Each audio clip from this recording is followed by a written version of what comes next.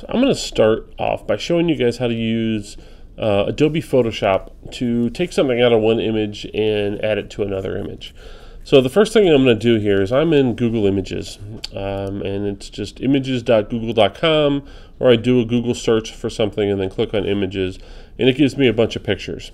So the first thing I'm going to do is I'm going through here is I'm going to make sure I pick a good picture to start with. So if I hover over a picture, in the corner, it's going to tell me the size of that picture. You want this number typically to be in the thousands, something at least 1,000 or bigger.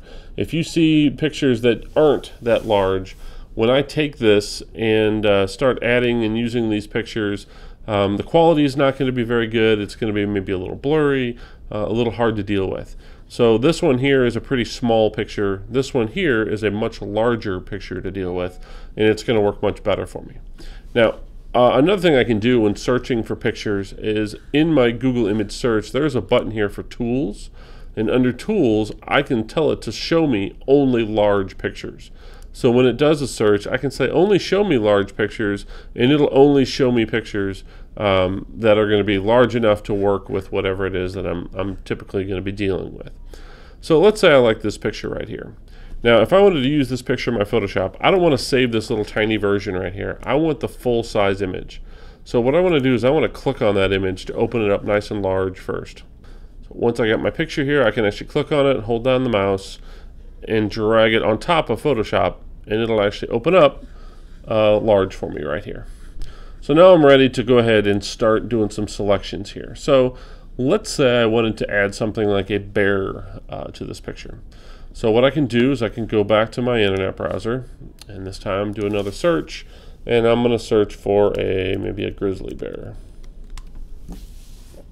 Now, I have a lot of different ones to choose from. When I'm picking a picture, I want to make sure it has something that goes along with the style that I need for my image. So if I want to show an entire bear, I need to make sure that whatever one I choose has the entire bear in that picture. All right, so I don't want something that just has his head or just has, half his body. I want something that has the entire bear in it. And again, I have a lot of different states. I have angry bears and sad bears and happy bears, and I can pick and choose what I want here. So let's say I want this one right here. Again, I got mine filtered with the tools here to large, so these are all nice big pictures. So let's say I want this picture. I click on it again to open it up nice and big, and then I'm going to click and hold down the mouse and drag it down here into Photoshop. Now Photoshop uses tabs, so when it opens up, it's going to open it up in a new tab. My old picture is still there, but the other one's here right next to it. So if I wanted to select this image and copy it over onto my other one, there's a lot of different selection tools that I can use. For this particular one, a couple of them come to mind. Now, a lot of times it's kind of trial and error to pick which tool you think works best. You'll have to kind of pick and choose. You'll try one, and if you don't like it, you can swap out and try a different one. Some people like certain tools better than others. There's no one right tool to use every time. So for this particular tool, or for this particular image, there's a couple tools I'd probably choose from here, and they show up here at the top. This first one is what's called my Move tool. This allows me to move things around. This next tool is my Marquee tool. And in a lot of the tools in Photoshop, you'll see a little triangle in the corner. If you see a triangle in the corner of that tool, what that means is if I click and hold down the mouse on that tool, there's actually other tools hidden behind it. So for the rectangle tool, it gives me a rectangular marquee, which I could select a rectangle, and I could go up here and I could copy, and I could go over to this other image and I could paste. It'll put that rectangular marquee copied and pasted in here, which is nice, except that doesn't really match the style because I get an entire rectangle. It doesn't look realistic. All right, so I'm going to go ahead and undo that. So again, underneath that, I also have an elliptical marquee. Same thing, except circles instead of rectangles. Not really going to work for what I need. Okay, so I can just click at some empty space to deselect. Now the next tool down is what's called a lasso tool, and again there's a few different lassos to choose from. I have a regular lasso tool. This would work. The only problem here is I have to click and hold down the mouse and literally manually trace all around the entire bear in order to select it and go all the way around and meet up at the other end to make that selection. It's very tedious. It takes a very steady hand. So depending on how large your image is, that may or may not work for you. Another option, if again click and hold down, is what's called the polygonal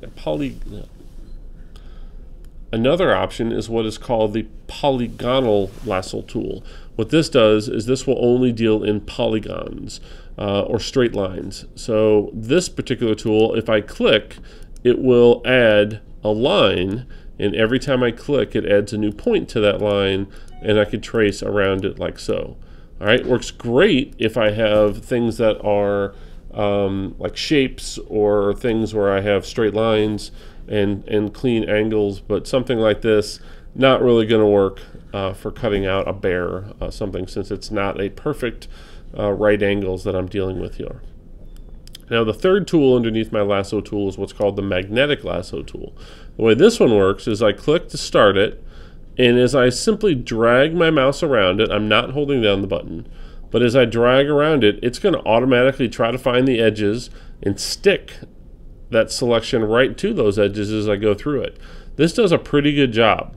Now sometimes if I maybe mess up and drag one out here, it might get a little off a track, and it adds all these little tiny dots that go back through. If I hit the delete key on the keyboard, I can delete dots, and I can hit it as many times as I need to go back to any area that got messed up, and then I can kind of go back and retrace it like so. All right, so I can go and I can trace around my entire bear using the the magnetic lasso all the way through like that, and then click, and then it'll make that selection all the way around. All right, so that's much closer. So I can go to edit and copy, and now come over here and hit edit paste, and it's going to drop it in here, and we're a lot closer. Okay, couple other options. Let me go ahead and undo that. A couple other options I might want to do is this next tool down. All right, this one has two tools in it. There's one called the Magic Wand tool, and there's another one called the Quick Selection tool. The Magic Wand tool is designed for things that are a solid color. So if I switch to the Magic Wand and I click on something, it's going to select everything that's that same color in my image. Since this bear is not just one shade of brown, it is a whole bunch of different shades of brown. It doesn't work as well with that. All right.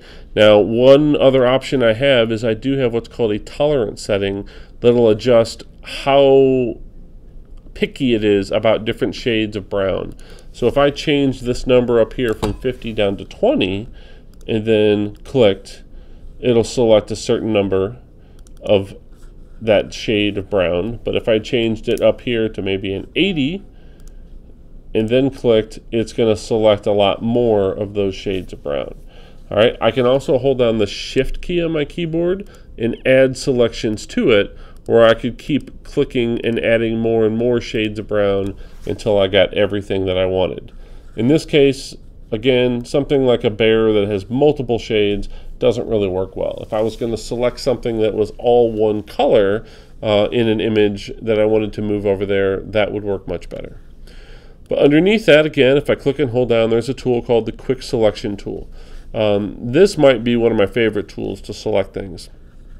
The way this works is I'm going to essentially color in the inside of the bear. So instead of tracing around the outside edges of it, I'm going to simply click and hold down the mouse, and I'm going to color in the inside of the bear.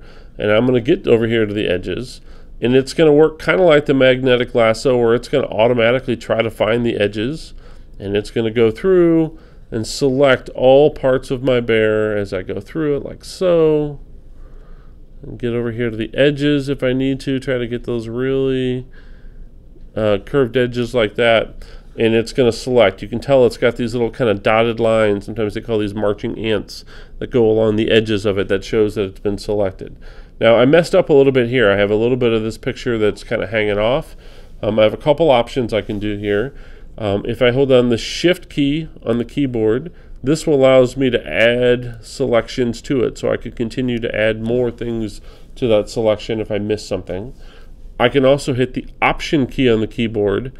It's kind of hard to tell, but in that little circle here, it changes it to a minus sign, and this will erase or remove things from my selection. So if I hold down that option key, and kind of get rid of the parts that I messed up, I can kind of tighten that up to make it a really good, nice, clean edge like so. So now I have it selected.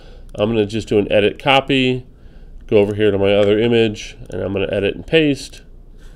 And now I have a bear right here in my image. Now, if I wanted to move the bear around, that top tool up here is called my Move tool. If I click on it, this lets me move around one layer at a time. So Photoshop deals on what they call layers, where I can have multiple things layered on top of each other in an image. So I have a background image right now. That's my picture, my background, my campsite here. And this layer 1 right here is my bear. In fact, if I wanted to, I could actually click on where it says layer 1. If I double click it, I could actually rename that layer bear, just so I know exactly what is on that layer. So as long as I have the bear layer selected and I click on this tool, I can move my bear around anywhere I want. All right, so I can put him over here in front, I can put him over here. All right, I can adjust him. If I need to resize this bear and make him different, larger, smaller, I can do that doing what's called a transform. And I can get to transforming by going under the edit menu, and I have what's called free transform. All right, the shortcut for that's Command T. If you're a shortcut person, that's one of my favorite shortcuts, because you'll find yourself using that a lot. So once I go to Command T, now it gives my bear some handles, and I can resize them, make them larger, I can make them smaller. If I hover outside of my circle, I can rotate and swivel them around and put them exactly the way I want, like that. And so just like that, it looks like I have a bear in my campsite. Now once I'm happy with my readjustments here, I have a little checkbox and a cancel button here. I hit the checkbox to apply those settings, and now my bear is done.